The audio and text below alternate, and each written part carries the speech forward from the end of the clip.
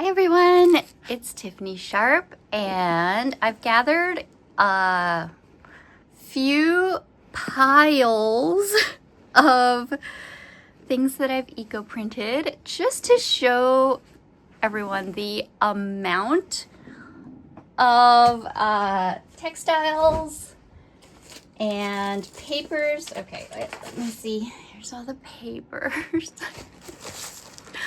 Papers. I mean, there's more. This is those were the organized piles. Oh, these, the strings, ribbons, those. And yeah, these are all eco-printed. And then books that I've made with eco-printed covers and eco-printed papers. Some papers are eco-printed, others in this pile are not. But I wanted to talk to you about my new class. It's called Prairie Study and Eco-Print Exploration. And in the class, I teach you how to do all of this. So here's the book. Wait, is it this one? Yes. Here's the book that I show how to make in the class using a bunch of eco-printed papers that I show how to do. And I know eco-printing is, it's an involved process, and I know not everybody feels comfortable getting that involved with nature and hot, steamy water baths and all that. But I've tried to break, well, you know, I used to be a high school and middle school science teacher. So because of that, whenever I try and present a class, I really plan what the best, easiest, most successful and accessible way of presenting a lesson would be, especially those beginners, those that are really new to this, that say, oh, this looks amazing. It looks like something I would love to do. However, I'm not really sure if it's for me. I'm not really sure if it's something that I'll enjoy, if it's gonna be too much or whatever. And so I try to really cater to those people because I feel like learning new things is what life is all about. And I always get so excited when I have something new to learn, some new project to work on. And oh my gosh, this project, it's like a new surprise waiting for you every time. Every time you unbundle something, you get like, you know, tiny little details that you can look at.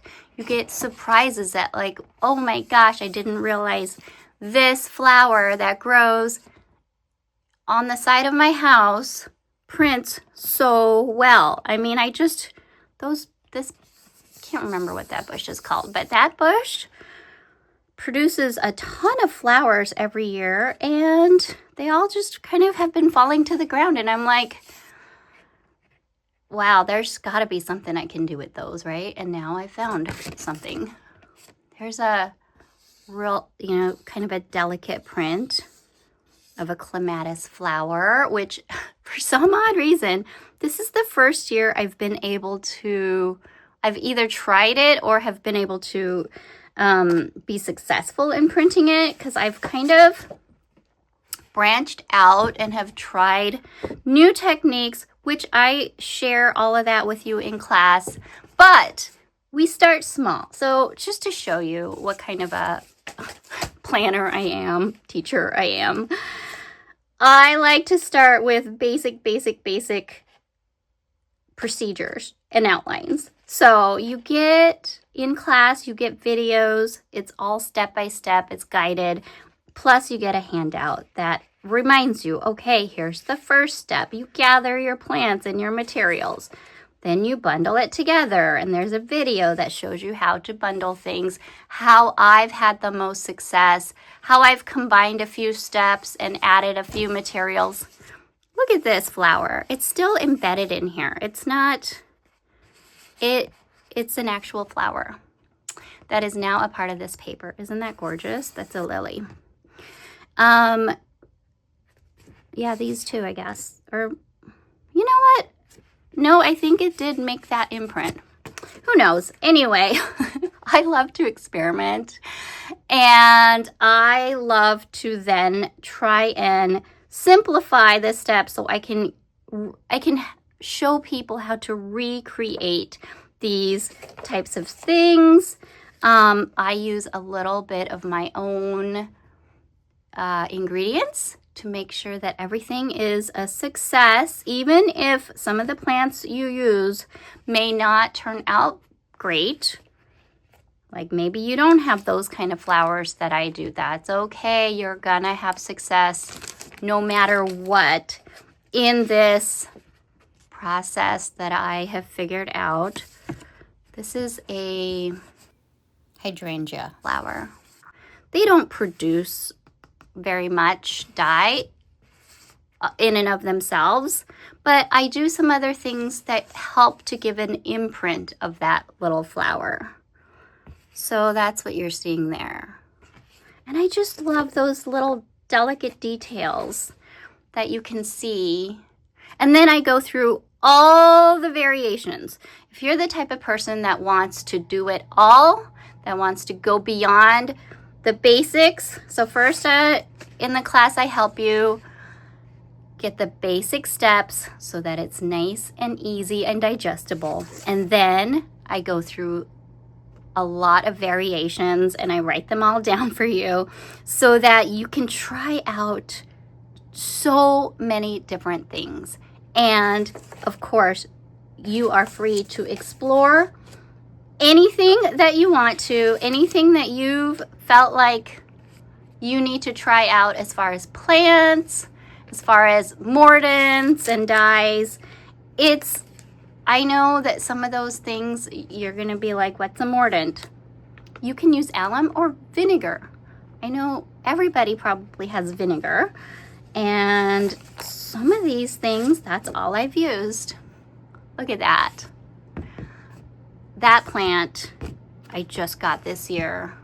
I got it for 50% off at my local nursery. It's called a Coreopsis, and it makes the best prints. It is amazing.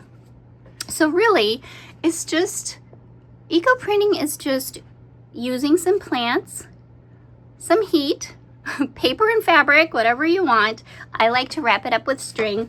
And then when I do that, let me show you. So here are the papers, but let me show you some of the fabrics. Some of these plants I decided to try growing in my garden this year to see how well they do. Lots of tree leaves. And then, okay, so even papers like this, you might think, okay, there's not a whole lot here. But when you put that in a book, in a journal, you can have an amazing little notebook where I show how to create some of these pages that are a little bit more plain, kind of like adding some white space, because here's a better example, because I do like to use this as kind of a field journal or as kind of an art journal where you can write down some notes about what you did, or it can just be, you know, any kind of writing, or you can put quotes in here or whatever. So I just did like a little tour of some of the plants that I used and that I have growing at my house, and a little detail about that. So from year to year, I remember what, not necessarily what works and what doesn't work in my eco printing, but what grows well and what doesn't grow well as far as my gardening. So I have so many of these little notebooks for all those different types of things. And yeah, so the fabrics, let me show you. So this is the type of fabric results that you might get from the class. Lots of different areas. So this is the kind of get an impression of a really large leaf here, but look at, I don't know if you can see this well enough. That was more of a compound leaf. You can see it, here we go. You can see it better right here. That would be gorgeous in a journal.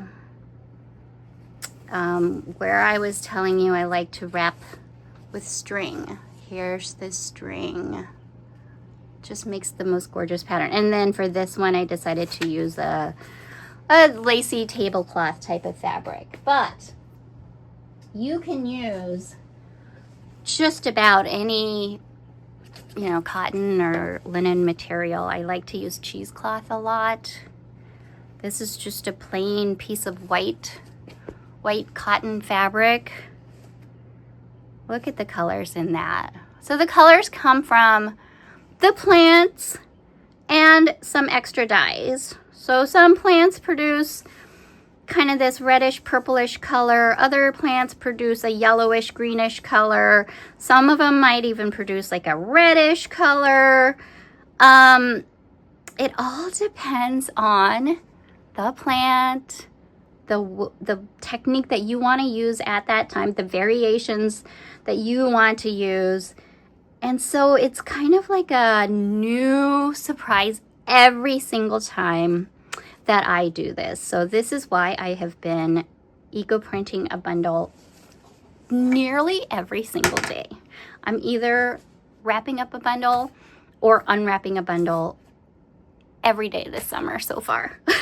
So it's been a lot of fun. And of course, I have to test out different materials and different papers and, you know, along with the different plants. So there are so many combinations of techniques that can be tried that, yeah, I could just do this forever.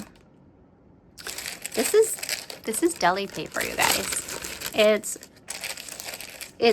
The sound is so crinkly and amazing, and it's fun to use, and it eco prints really well. If you have a ton of deli paper like I do and don't want to start a deli, great use for that deli paper. Yeah, a lot of these plants, they just grow in my garden just because I have them. I think I got a sage plant for some odd reason. And I just try, oh, this one. If you have neighbors that grow plants, you know, you can always ask them to pick a few plants. You can ask them if you can deadhead some of their plants, and they'll be happy to let you deadhead some plants or rake some leaves for them. They're always happy about that. And I'm like, can I please rake up some of your leaves? So, oh, I think this was a lavender. Something I try and grow every year, but I'm not successful at it because Minnesota. Yeah, and then just leaves, just tree leaves that I find. So you guys, if this sounds, dandelion leaves, if this sounds and looks like something that you might want to try, I will give you a link for the class. It's called Prairie Study because I live in kind of a prairie habitat, and because I like to go walking with my dog Ziggy and pick weeds and wildflowers and things from the side of the road and gather leaves and things on my walks.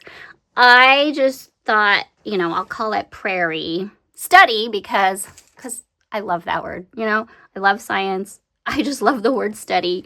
And we kind of are. We're studying plants as well as art and this process of eco-printing that is just so fun. And I also love the word exploration. So that had to go in the title of this class because it really is. It's all about just exploring your surroundings, exploring nature, and bringing that into your artwork, literally into your artwork.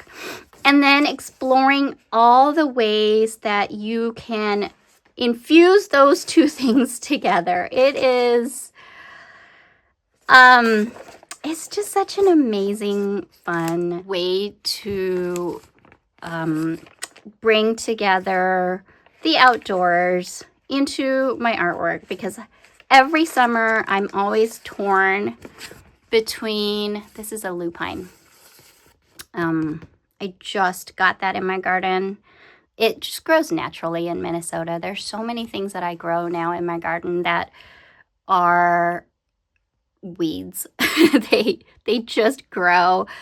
I know there's like in our city hall area, there's a huge area where just wild lupine grow, and I can just go walk over there and pick those anytime. But I decided I need to have those in my garden because those look pretty cool, and they actually make good prints. So I didn't know that until I started growing that. But oh, and then you can use just chipboard too. That's kind of fun. And just, you know, different kinds of papers make different marks too. But anyway, yeah, I always feel like every summer I have to divide my time between going outside and walking and gardening and all the outdoor things and being inside and doing art. And so being able to combine both things, I actually have decided to take a lot of my eco-printing things and just put it outside. So I do this on my front porch. It's a nice covered area, and then I just end up having lots of pots stewing out there, and neighbors who walk by kind of look at it funny because I've got towels drying, and I've got, you know, my fabrics are hung up on my on my fig tree drying out there. But it's just a nice way for me to get outside and do some creative things where I include some of my plants, and then I get a nice lasting impression of my plants too, which is just I just love that. I just love having a physical reminder. It's like a keepsake, right? It's like I'm creating a keepsake of some of the plants and things that are in my garden. Or sometimes I'll go out to a park and just collect a bunch of plants and things on a walk. And then I'll make a batch of eco prints from that. And that's a whole, it just gives completely different results because of the different combination of plants. And I just love to explore that. So anyway, if that sounds fun to you, oh, this is a piece of paper that I had watercolored on before, and I decided to use it in my prints. So got some prints on the back of it, and I got to reuse some watercolor paper because that's, you know, it's hard to throw that away sometimes. Same here. All right. I will put a link to the class down below. Right now until July 7th, until July 6th,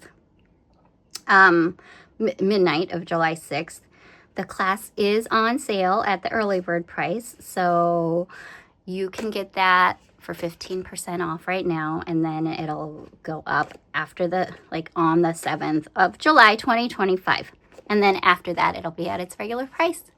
So thank you so much for watching the video and letting me talk to you about this amazingly fun course that I have now. And I'm just so excited to see what other people think, and like especially people that are new to this process, how much you'll find that you really love and become obsessed, like I have become just extremely obsessed with this whole process.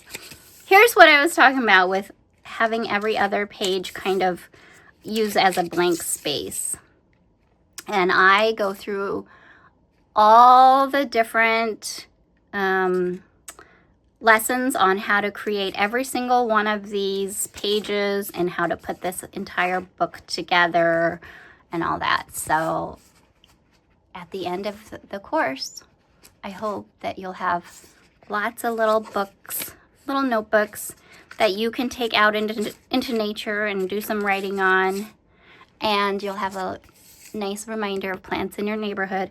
If you don't live in a prairie zone, I have had people ask me if it's okay if you're like maybe live in Australia, if you're gonna get anything out of this course. Absolutely. I did end up making a list of all the plants that I personally have tried and work for me, just for those people who will ask. But I was kind of hesitant to do that because mainly the course is about choosing plants that you have access to and really experimenting with those plants. You really cannot go wrong in choosing any of your plants. There are some that are bound to work as far as getting color out of them, and I'll show you what to look for. But also, I have a way of adding some other color into the eco printing process so that you'll be successful with getting color every single time. Because I kind of got bored with the typical eco printed colors. You don't typically get like blue.